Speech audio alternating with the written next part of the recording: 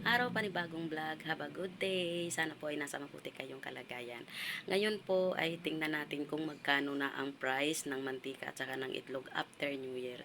So ngayon natin ay bantayan natin ang mga price para hindi tayo malugi. So sobrang mahal ngayon ng itlog at saka ng mantika. So ngayon tingnan po natin ang price ng mantika at saka itlog. So please watch this. Thank you for watching. God bless.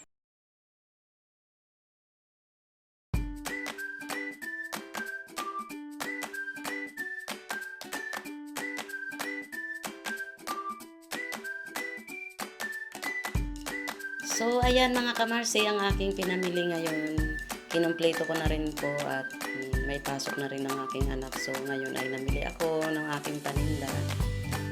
So, ngayon mga kamarsi, samahan nyo ako mag-display. Ayan, mag-display muna tayo. Pagkadating ko galing mag-groceries, mag-display naman ako.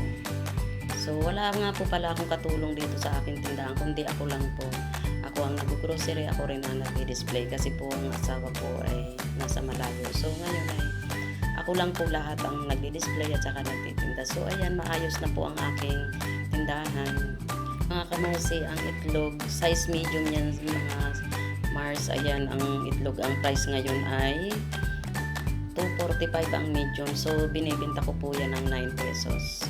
So, ayan ang aking front ng aking tindahan mga kamarsi. So, ang mantika naman ngayon mga kamarsi is 37 ang puhunan. So, ayan mga kamarsi, sobrang mahal ng mantika. So, ayan mga kamarsi, thank you for watching. God bless.